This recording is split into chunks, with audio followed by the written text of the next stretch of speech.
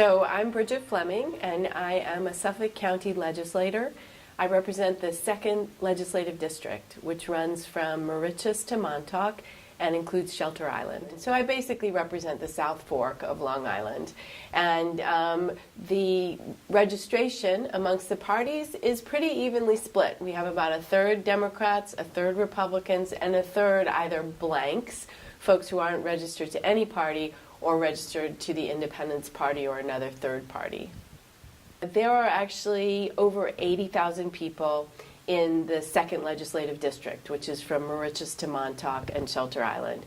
And out of those 80,000 plus people, there are only 60,000 who are actually registered to vote.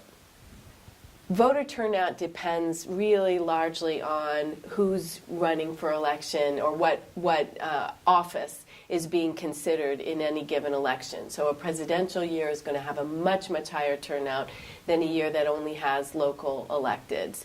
And of course, if there's something controversial or something that people are very interested in, that will also drive up the vote. But you rarely have a turnout more than 50%, and frequently you have 20, 30.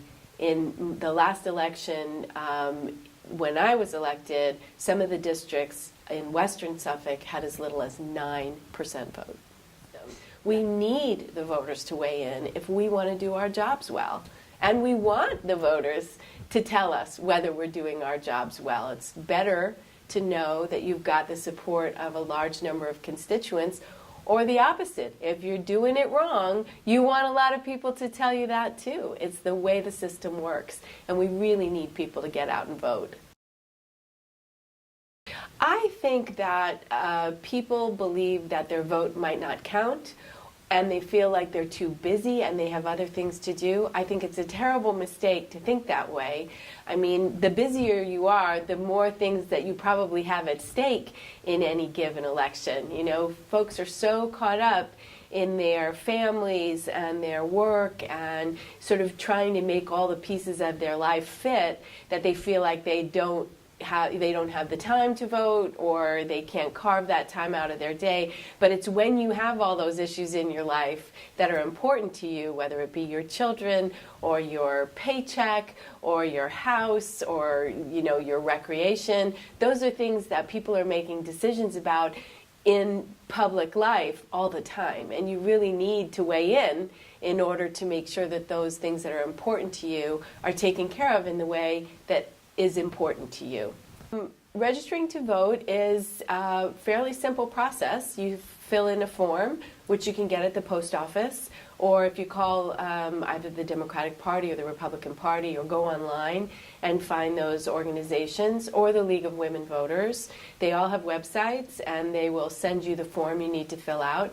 It's a very simple form, and anyone who is a citizen can register to vote. So, East Hampton is smaller, and there are more Democrats per capita than in Southampton. So it's more of the voter in East Hampton is a little more progressive. This election coming up is, of course, a presidential election, so that's really important. And there'll be other candidates on the ballot as well for other positions.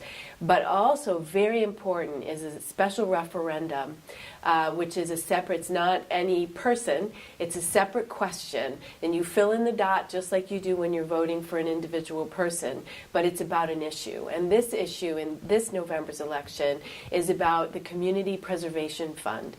So the Community Preservation Fund is the 2% transfer tax that people pay on all real estate transactions over $250,000 in the 5 East End towns. And what we do with those dollars is right now purchase open space and make preservation decisions in terms of farmland and open space and historic resources. But there's a question on the ballot this year as to whether we should, first of all, extend that really successful Community Preservation Fund program to 2050. But also, and this is really important, whether local towns will be able to spend up to 20% of the revenue from that fund on clean water initiatives. So it'll be up to the towns to make that decision as to whether they want to spend those funds. But what the voters are being asked about this November is whether they want to give the towns the opportunity to spend up to 20% on clean water initiatives. We have a crisis with our water quality at the moment. Our surface waters are highly nitrified. There's a lot of excess nitrogen in the waters and low dissolved oxygen because of the high nitrogen. And so we have the red tides and the brown tides, the mahogany tides, the fish kills, unfortunately, that we've seen. Our shellfish industries have fallen off dramatically, and it could even affect finfish. So we really need to do something to attack this ongoing contamination with regard to our surface waters that nitrogen presents. If you want to learn about any individual candidates, there are a couple of ways you can do it. The League of Women Voters has a very good voter guide that they produce and was available online prior to elections. But you also have the different parties are online with information, the Republican Party, the Democratic Party, and the